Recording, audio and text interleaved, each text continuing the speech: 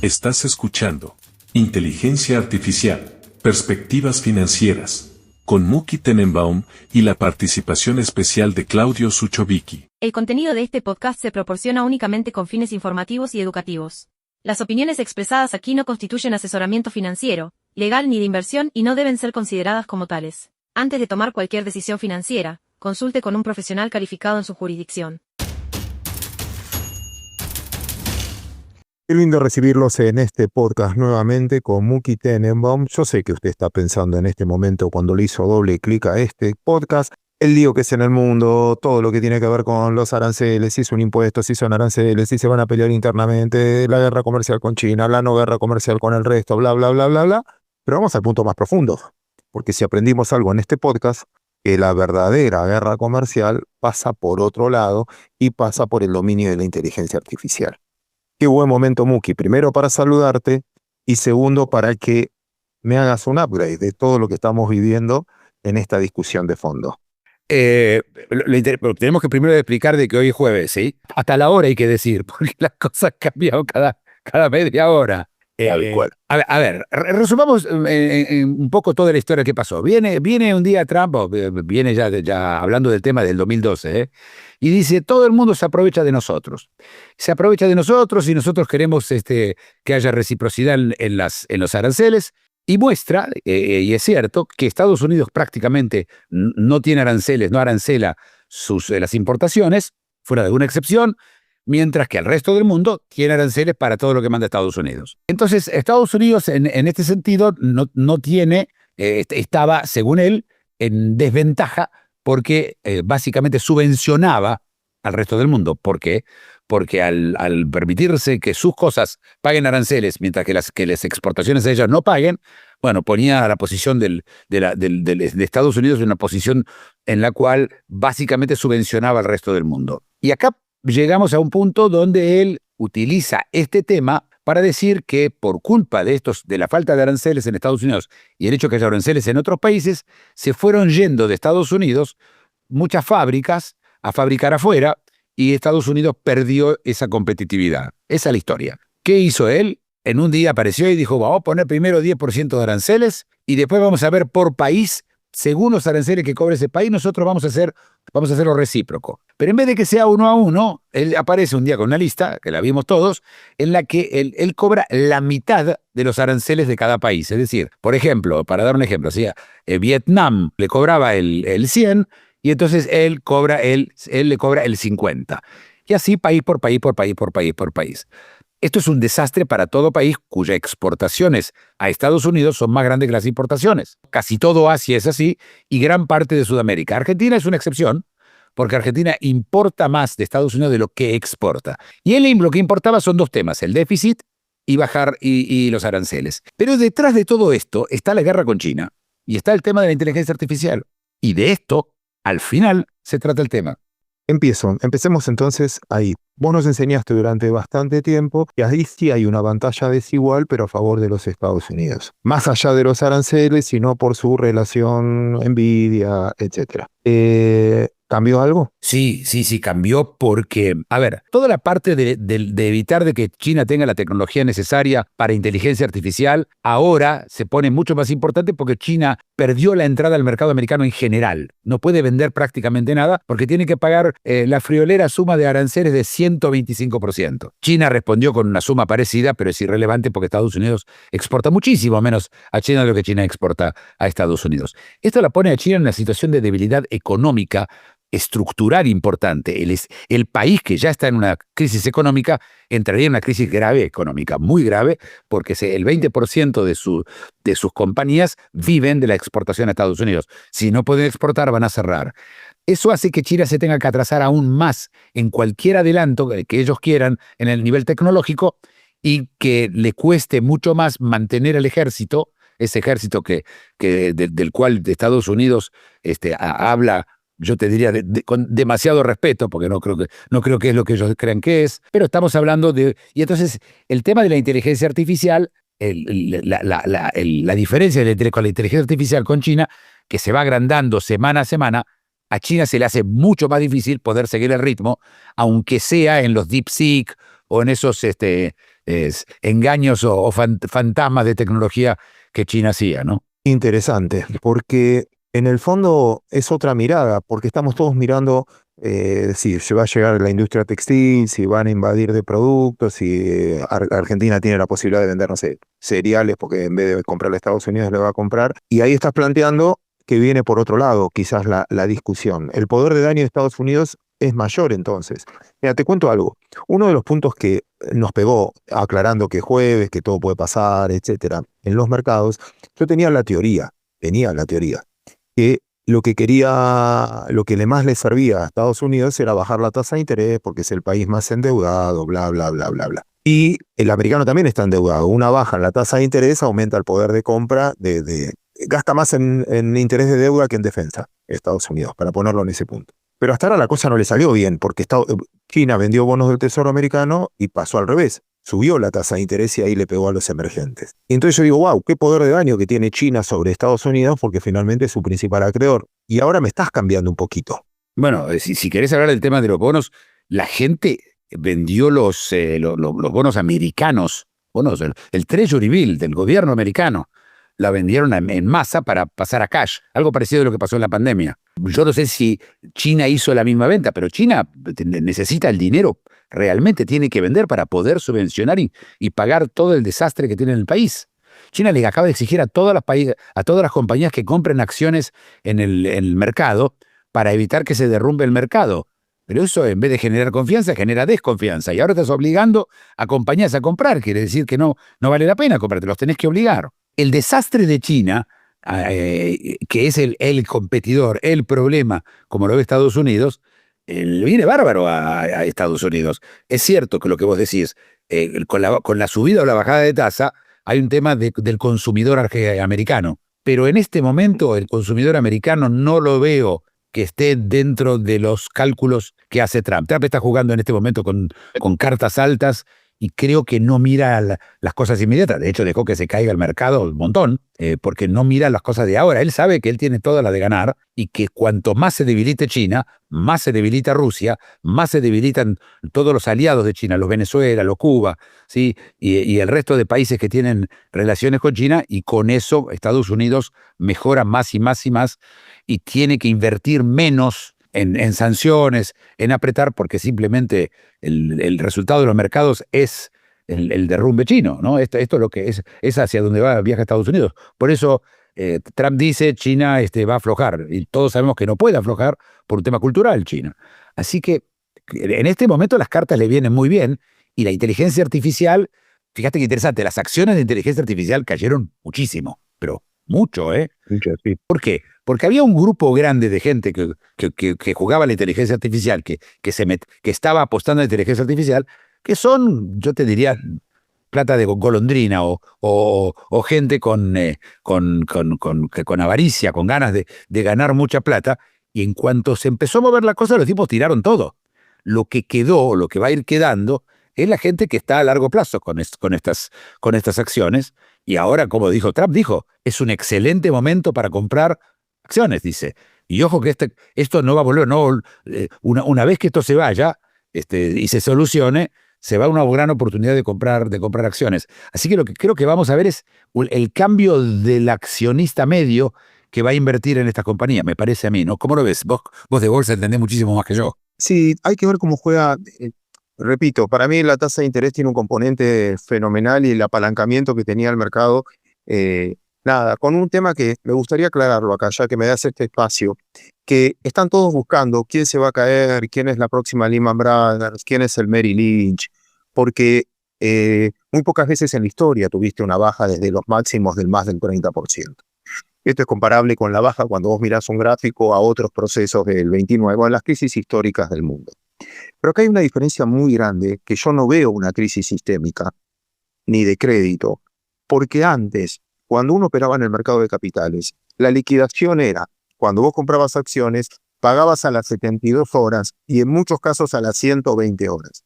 Con lo cual si yo compré hoy acciones y las pago dentro de 72 horas y se cayó 20%, el día que yo las voy a pagar ya valen 20% menos y quizás haya caídas. Ahora la liquidación global en los principales países del mundo es T+1. con lo cual ya no hay crédito rápido. Casi todo se liquida en el mismo día. Y eso elimina la posibilidad de megas caídas por crédito, ¿no? Como pasaron en otras épocas. Pero yo, desde el punto de vista, para mí todo esto de los fundamentos, Muki, lo que está queriendo provocar para mí en mi escenario es, bueno, que baje la tasa de interés y para eso un poco de recesión viene bien. Él tenía que elegir entre seguir este ritmo inflacionario y de emisión de dinero. Para mí lo que hizo cobrando el 10% a todos es como hizo Argentina en su momento, un impuesto país, puso un impuesto país del 10%, que bueno, ahora estará negociando 90 días, y con China su guerra comercial real de fondo. Pero si hay una recesión, justifica un poco la caída de las acciones, no las tecnológicas, porque esas son las que más vas a invertir para abaratar costos, pero sí en muchas industriales. Pero acá tengo una pregunta. Salvo que tengas algo para decirme o no estés de acuerdo. No, solamente una curiosidad. Durante la pandemia, el VIX, el índice de volatilidad, llegó casi a 80, 70 y pico. El VIX, que yo sepa, hasta anteayer, había llegado solo a 50. Yo entiendo que eso implica que hay una parte del mercado, chica, pero hay una parte del mercado que no está, que no siente la volatilidad, que no está sensible a la volatilidad, que no actúa según la volatilidad. Cuando era la pandemia, nadie sabía lo que iba a pasar. Nadie. ¿Por qué? Porque no sabíamos cuánto iba a durar la enfermedad, no sabíamos si iba a haber vacuna, no sabíamos cuánta gente mataba. ¿Te acuerdas? Eso fue ese abril, ¿no? El abril de hace exactamente 5 años. Y ahora sí, ahora hay gente que sabe, gente que entendió lo que está haciendo Trump y sigue una lógica determinada.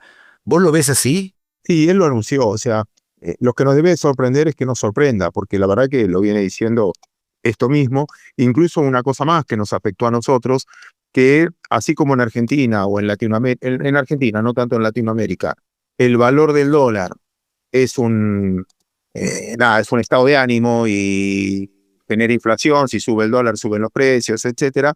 En Estados Unidos ese rol lo cumple la energía. Entonces, él quería, y de hecho soñaba hasta con el Premio Nobel de la Paz, ya que lo había ganado Obama, es solucionar los conflictos, etcétera, para que baje el petróleo. Así como en la tasa no le salió bien porque está para arriba, sí le salió bien porque el petróleo de casi 80 hoy está debajo de 60. Y esto es un condimento que a veces cuando a mí me dicen, no, esto va a ser muy inflacionario, le digo, pará, porque hay muchas materias primas que bajaron un montón, y repito, y el costo del dinero, si logra bajar, también va a ser un dato. Pero déjame contestarte entonces ahora, hacerte una pregunta a vos. Que entendés más los ciclos, que no estás tan contaminado como yo de corto plazo. Si este podcast hoy es un jueves, lo estamos grabando, que no sé, son las noticias que tenemos hasta este momento.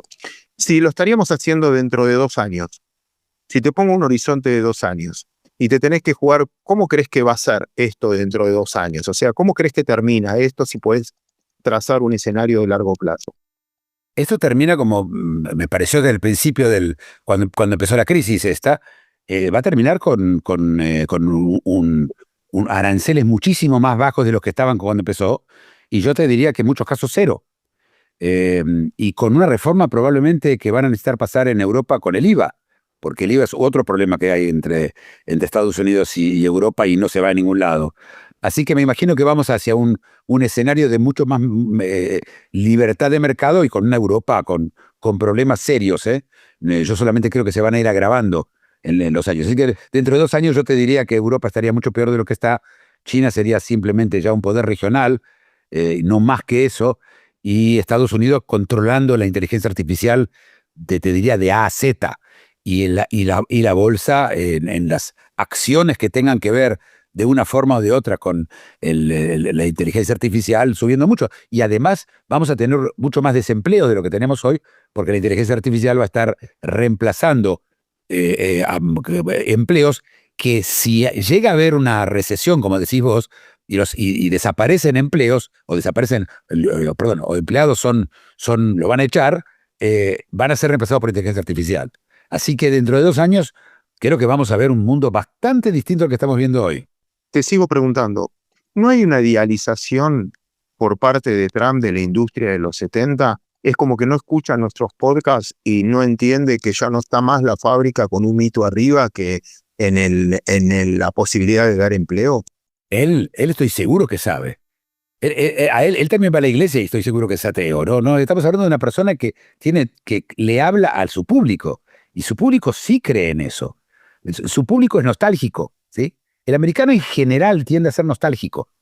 Y él dice, ¿te acordás cuando íbamos todos a la fábrica y éramos todos una comunidad, íbamos todos para adelante y podíamos ser para nuestros hijos y los mandábamos al college? Toda esa historia, que en parte es un poquitito la idealización del pasado, ese es el público que vota por él. Es un público conservador. Es un público que la palabra, yo te diría, es muy conservador y creen que en las fábricas. Aparte, vos entendés que si él le dice, mire, va a ser la inteligencia artificial, el público se va a asustar, se va a quedar sin trabajo. Y ya pasó que se quedaron sin trabajo cuando se llevaron las fábricas a Canadá y a México. ¿Sí? O a China. Todavía le vas a decir que se van a quedar sin trabajo con la inteligencia artificial. No, él no puede ni mencionarlo. Y estoy seguro que lo sabe, no tengo duda que lo sabe. Es un hombre realmente brillante. No. La gente cree que está loco y esas cosas, pero bueno, la gente no. Yo te quiero decir una cosa más, Sucho, algo importante. Trump tiene algo muy diferente de todos sus contrapartes en todos los grandes países en el mundo. Todas las personas que están del otro lado, especialmente los aliados, son todos empleados. Son gente que recibe un sueldo toda su vida y piensa como un empleado. Y vos lo ves en los parlamentos, en los ministros que de repente se sacan plata y gastan en viajar en primera clase o alguna cosa de esa y los agarran en ese tipo de cosas porque piensan como empleados. Trump piensa como un emprendedor. El cómico Jackie Mason decía, diferenciando un grupo del otro, decía, mientras hay gente que trabaja 9 años con la meta de al final tener la llave para el baño del directorio, ¿sí? Los otros son los tipos que trabajan y piensan cuándo van a tener la llave para la caja fuerte, cuándo van a ser socios. Y esa diferencia se ve todo el tiempo. Yo siento que desde el otro lado, la gente, los políticos, los ministros de Economía, incluso los directores de Banco Central, son todos empleados que viven de un sueldo y que piensan con un sueldo. Y creo que eso se nota, por eso se sorprende tanto de Trump. ¿Estás de acuerdo? Es mi opinión, esto no es un... No, es que te escucho con atención. Yo no tengo las herramientas porque vos sos un hombre de mundo, viajás, conocés y me sirve mucho esa interpretación. Muki, algo que necesites decir, quieras decir antes de que terminemos esto, porque yo al final creo que te llevé por cualquier lado, pero algo que quieras dejar como mensaje final. Sí, la inteligencia artificial no se va a ningún lado. No va a desaparecer solamente porque la gente porque las acciones bajen o dejen o suban. Y nosotros, viste, yo nunca recomiendo comprar acciones, pero siempre es mejor comprar más barato que más caro, ¿no? Es algo que no me necesitan a mí para eso. Warren Buffett siempre dice lo mismo, que él festeja las bajas, no las sufre. Por supuesto. Mira, vos tenés te doy un ejemplo, tenés TSMC, tiene un PE de 15. ¿Viste? Estamos hablando de la compañía monopólica de los chips de la inteligencia artificial y de los otros chips, el 70%, ¿sí? Y nada tiene sentido lo que estamos viendo. Repito, yo no recomiendo comprar acciones, pero sí recomendaría.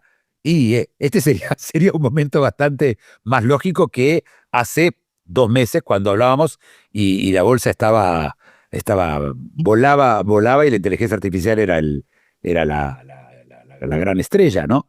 Creo que es un momento que la gente tiene que sentarse a pensar, pero te digo, yo lo que escuché de la gente es pánico.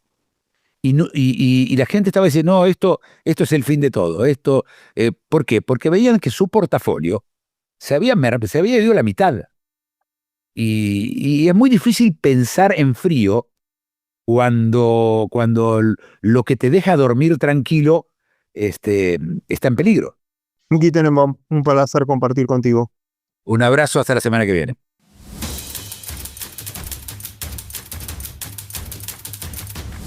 Escuchaste Inteligencia Artificial, Perspectivas Financieras, con Muki Tenenbaum y la participación especial de Claudio Suchovicki. Producción, Big Tecnia, Contenidos Digitales.